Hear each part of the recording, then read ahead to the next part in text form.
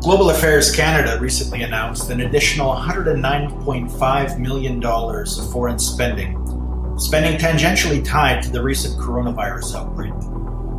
Where's that money going, you may be asking? Although, in the grander scheme of things, it's not a huge amount. Perhaps, you might think, it's going to care for those who have contracted the coronavirus.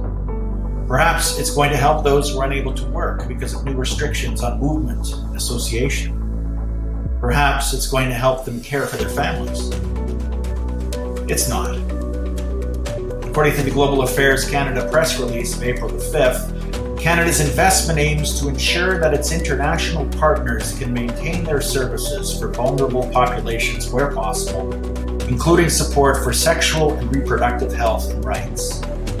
Canada's investment in these programs is in line with its feminist international assistance approach, since this global crisis has the potential to exacerbate inequalities and reverse development gains.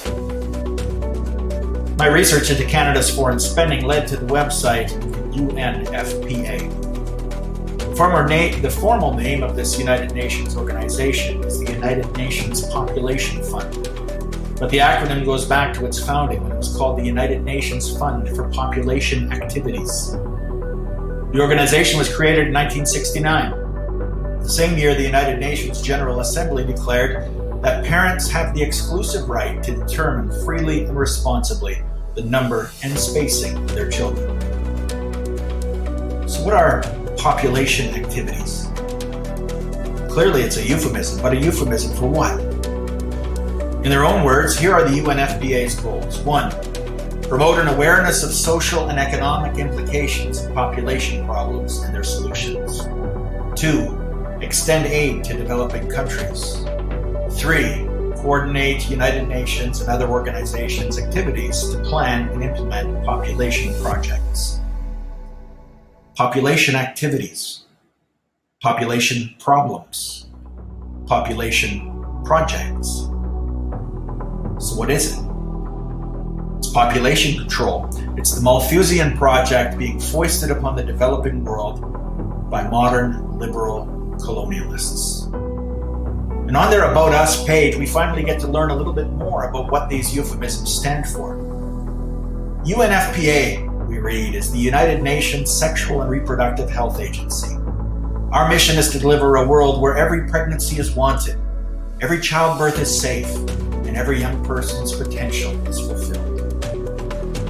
UNFPA supports reproductive health care for women and youth in more than 150 countries, the health of pregnant women, reliable access to modern contraceptives, training of thousands of health workers, prevention of gender-based violence, abandonment of female genital mutilation, prevention of teen pregnancies, efforts to end child marriage, delivery of safe birth supplies, dignity kits, and other life-saving materials for survivors of conflict and natural disaster.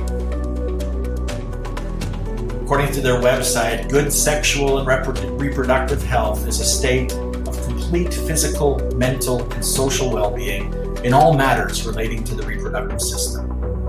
It implies that people are able to have a satisfying and safe sex life, the capability to reproduce, and the freedom to decide if, when, and how often to do so. Every individual, the website continues, has the right to make their own choices about their sexual and reproductive health. UNFPA, together with a wide range of partners, works toward the goal of universal access to sexual and reproductive health and rights, including family planning. And in their document, Girlhood, Not Motherhood, the UNFPA lays out its goals for adolescent girls, which include improving knowledge about something called SRH, contraception and adolescent pregnancy. Great. So what's SRH? SRH is sexual and reproductive health. And SRH care includes improving antenatal, perinatal, postpartum, and newborn care, providing high-quality services for family planning, including fertility services, eliminating unsafe abortion, combating STIs, including HIV, cervical cancer, and other gynecological morbidities, etc. But I want to focus on that phrase, eliminating unsafe abortion, because it comes back again and again and again on the the UNFPA website. Sounds very good indeed. Whoever could be in favor of unsafe abortion? Enforce laws against killing the unborn. Provide crisis pregnancy support for women who are facing unplanned pregnancies. Provide care that women need during and after pregnancy. That's eliminating unsafe abortion, right? Wrong.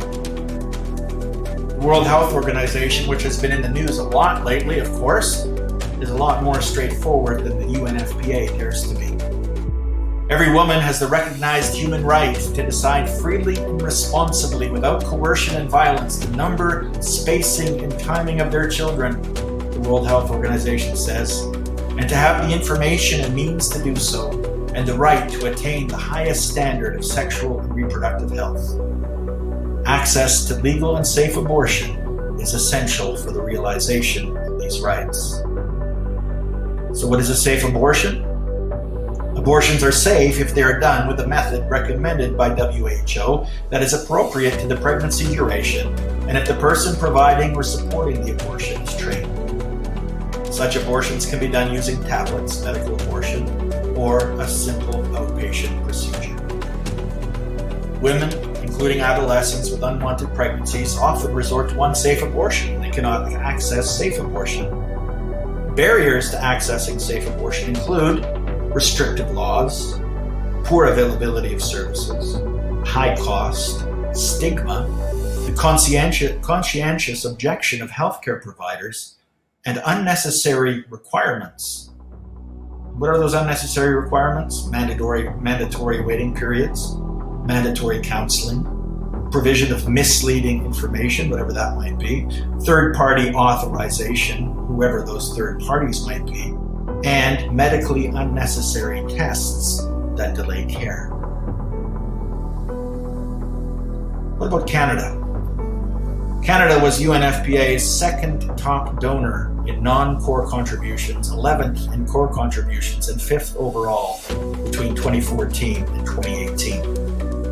In 2018, Canadian assistance helped UNFPA, according to their statistics, avert around 7,500 maternal deaths, prevent an estimated 3 million unintended pregnancies, 907,000 unsafe abortions, and more than 14,000 HIV infections, extend reproductive health services to close to 2.5 million adolescents, and protect almost 7 million couples from unwanted pregnancies. So what do these numbers mean? How can we tell that 7,500 maternal deaths were averted? How can one measure the amount of unintended pregnancies that were prevented? And how can we say with any degree of certainty at all that 7 million couples were protected from unwanted pregnancies? And finally, how can you say that 907,000 unsafe abortions were prevented, unless, of course, 907,000 safe abortions were provided in their place?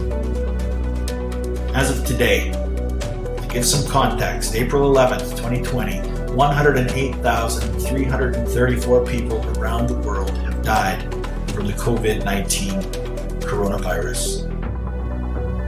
So what is our nation doing in the face of this? Among other things, we are spending more money to bring up the number of deaths even more through what is euphemistically known as the prevention of unsafe abortions. This is the government, and these are the international organizations that we are trusting to protect us and care for us during a global pandemic. In March 2017, Canada pledged $650 million over 3 years to, quote, address gaps in sexual and reproductive health and rights around the world. In the face of evil, when good people remain silent, they become complicit. We Canadians cannot remain silent. We cannot stand by while our government uses an international health crisis to further its own destructive agenda. We must act, and may God have mercy on us all.